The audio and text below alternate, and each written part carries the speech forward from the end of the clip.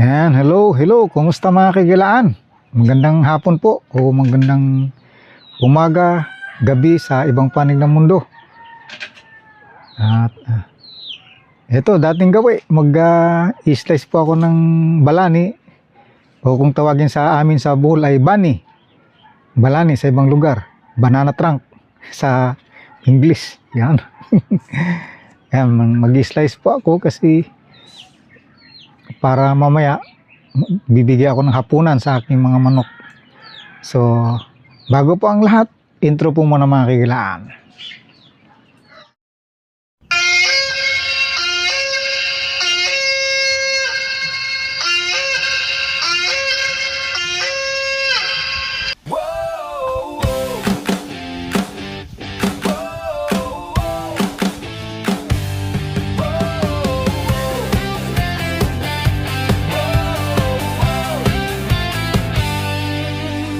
Salamat sa iyo, Panginoong Jesucristo. Kung hindi dahil sa iyo ay wala ang lahat ng ito. Mula Bohol ako, puso'y puno ng saya. Yan, slice na po ako mga kagilaan. Bali, ang gagawin ko ngayon, dadamihan ko na para bukas ng umaga ay mag-ano na lang ako, magtatadtad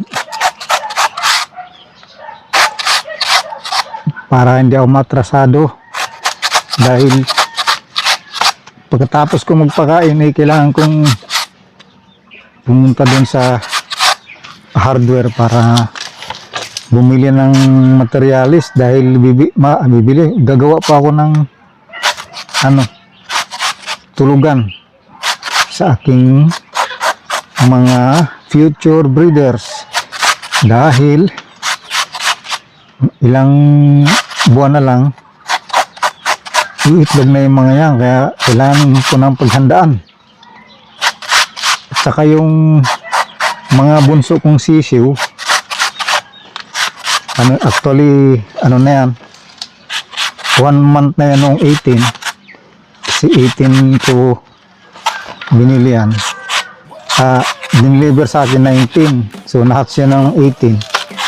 So, 1 month noong 18. Kailangan kong i-safety dahil nadalihan po ako ng daga.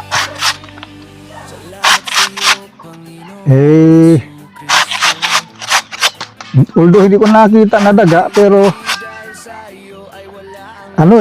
yung tatlo walang ulo, dahil yung pinaglagyan ko na yung crates may mga butas, hindi naman kasi yung daga, ang lang siguro nung lumabas yung ulo, inabangan ng daga, kaya nadali yung ulo, iwan yung katawan. Inumagahan nung mag-check ako ng tubig, kasi bago ako nagpapatuka, tubig muna ang binibigay ko, tapos kaya nag-slice na ako ng balani, pagtatagtad. Yun, na-discover ko nga na tatlo yung nadali, kaya kailangan kong safety yung aking mga bunsong sisiw, mga 1 month old.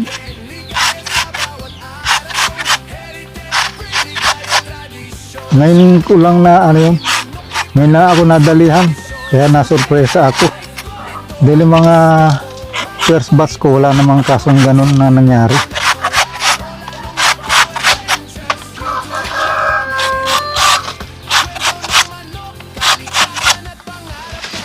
Kaya bukas, tapos ko magpakain ng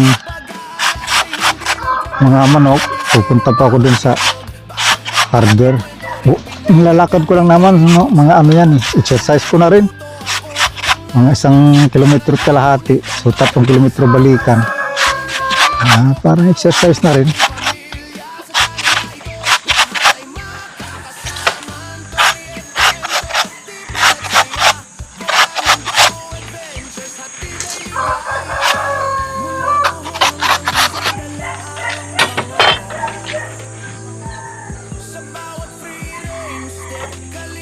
Yan, ito mga kagila, itong gamit ko na karet. Sad kung tawagin sa Bohol. Ito yung unang bili ko. Kaya ako nagguwagwantes kasi iba ang design, oh. Ayan. Pang, pang ano kasi ito eh. Pang ano dun sa mga sanga-sanga. Kaya dito ilalagay yung pinaka-handle niya. So, need kong magguwantes kasi masakit sa kamay. Eh, si Mrs. umuwi nagbakasyon ng Bohol nung last month, nung May. Bumili siya ng panibago. Yan. Ito. Bumili siya ng karet o sad sa amin. Sad. Pangsanggot. Eh, hindi magandang pagkano kasi mapurol. Hasain ko pa. Dumating na yung ano ko eh, panghasa. Hasain ko pa. Maano naman, kaso lang, mabagal. Ito, di katulad nito, matalas. Kasi makapal to mga kigilaan eh. Hindi na nang maigi. Di katulad nito, manipis. Kunting hasa ko lang, talas na. Kaya ito balik ako dito. Kailangan lang magwantis kasi masakit sa kamay. Yan. Mabilis pag itong ginamit ko, kasi matalas.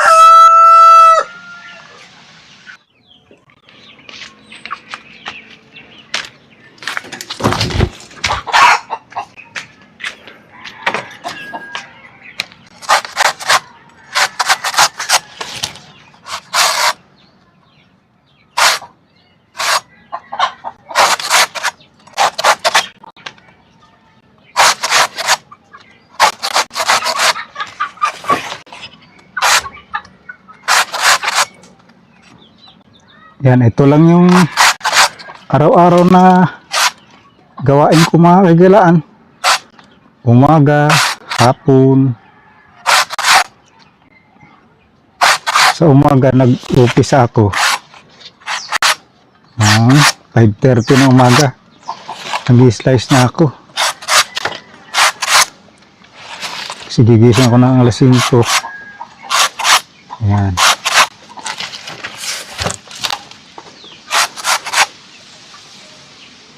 Sa hapon naman, alas 3, nag-slice na ako. Pero may ginawa akong adjustment. Sa hapon, dinadamihan ko na yung slice para kinabukasan. Parang gagawin ko na lang, magtadtad na lang ako. Kahit bumangon ako ng alas 6, okay lang. Kasi 7 to 7:30 ako nagpapakain sa umaga. Sa hapon naman 4:30. Pag handa na ng alas 4, pwede na ako nagpapakain na ako. Pero kadalasan alas 4:30.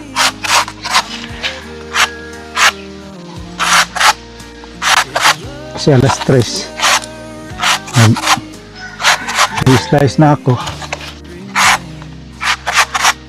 Ano na yun, sakop na para sa kinabukasan. Pero yung tatadtarin ko, yung para sa hapon lang.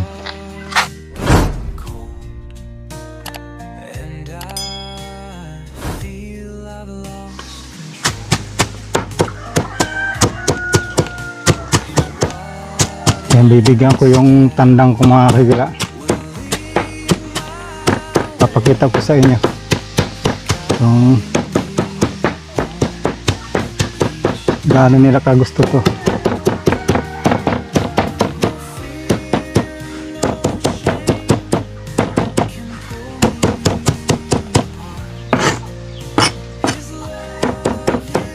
Ang inahalo ko dito mamaya yung GMP 2 para doon sa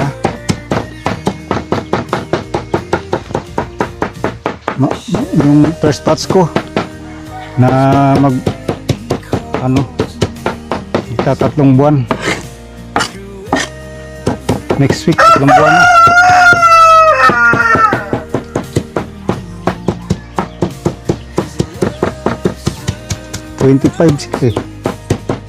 February, March, April, May. Hindi March pala. March, April, May, June. Tama. March 25.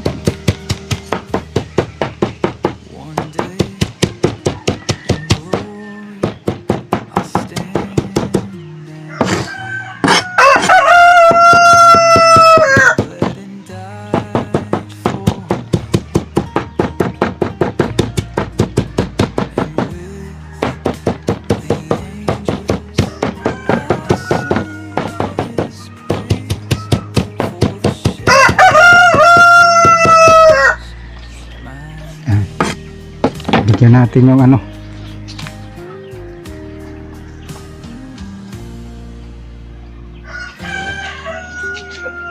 Yan.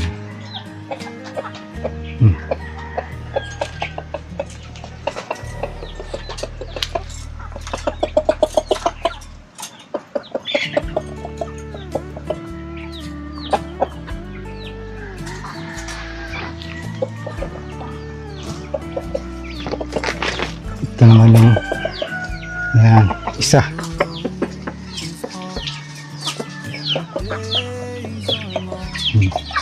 Ito nyo kung gaano nila kagusto yan, oh.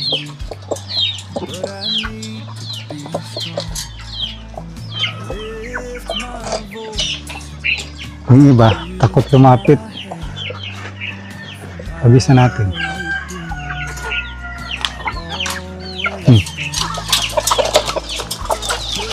Oh, kawaway. Nandun, no?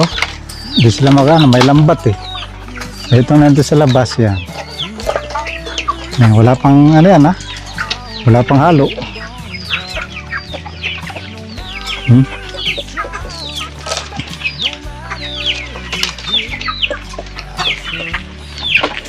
Ito, hindi pa na-slice, tinira na, oh. Ay, hindi pa natadtad. Slice tuloy, slice na yan. Takot siyang ano, sa tandang. Ito mga future ano ko, breeder. Mga first batch ko na ano, lahat mahogani. Ngayon sila, oh. Yung mga nakakalpas. Hindi naman sila lumalayo. Diyan lang sa gilid-gilid nagkakalaykay.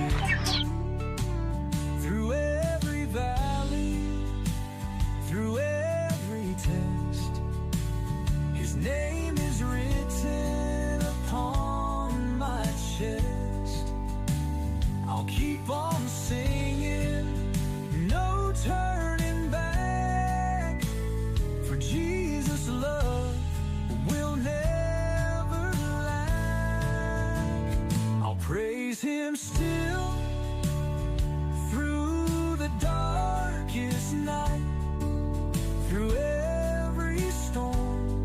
I'll hold on tight, no matter the trial, no matter the hill.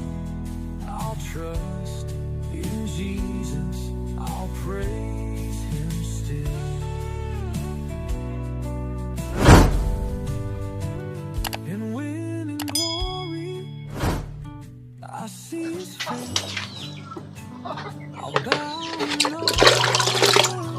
Bali, ito lang ginagawa ko mga kaibigan. Hindi na muna ako nag-ferment. Direkta na ako. Ito, nahaluan ko ng konting ano lang. Kasi 2 tabong ano lang naman yun. Tubig. Konting tawag dito. Molasses lang. Hirap kasi. Yan. Kunting-kunti lang.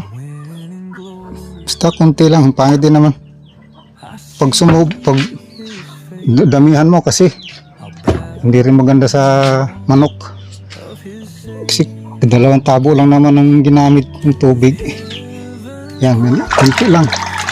Baka 1 kutsara nga lang yun.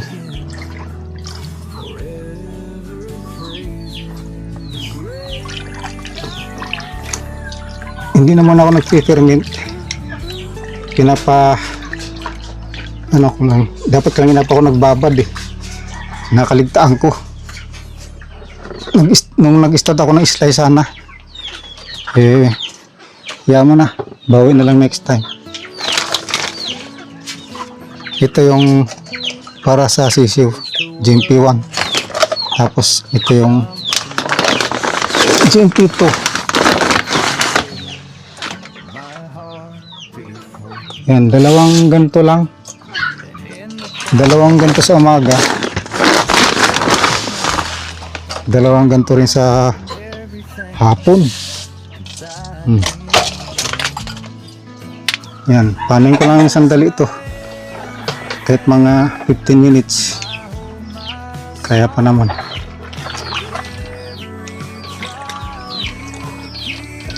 Dapat oras to eh. Nung nag-start sana ako mag-slice, nakaligtaan ko ay naku po. Yan, i-ano ko muna, umalsa lang siya kahit mga 15 minutes. Okay.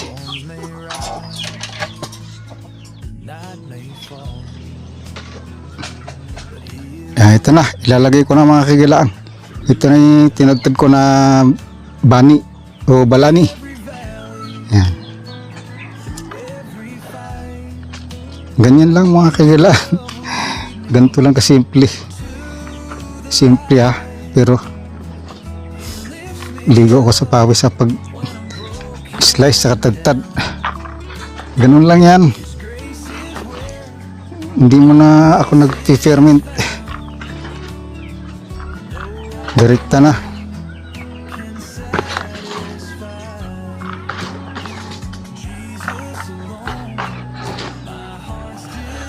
Yan. Siyempre, mikos-mikos muna mga kagila. Para ano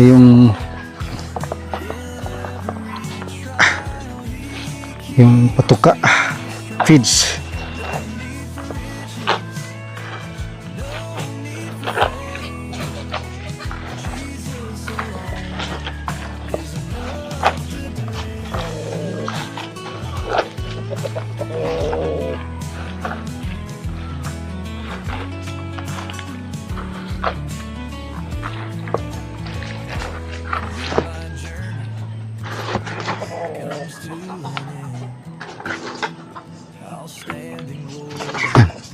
Gustong ano yung isang kainan po itong puno nitong itim na panggana maliit na tinagtad na balani excuse me po.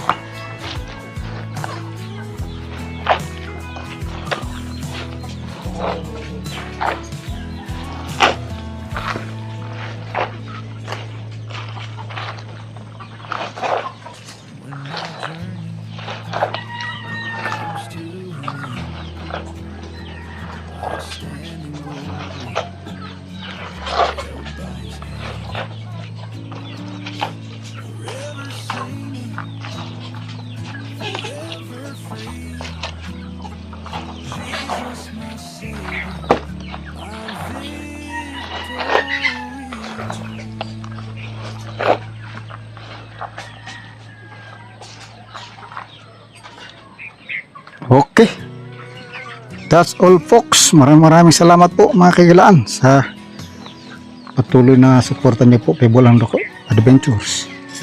Yan, hindi ko na may video yung pagpakain ko doon kasi wala akong lalagyan ng cellphone. Hirap naman kung hawak ko yung cellphone tapos bit-bit ko tong susunod siguro. Bagay may upload na akong ganyan. Yan, sige. At hinihintay na ako ng alaga ko.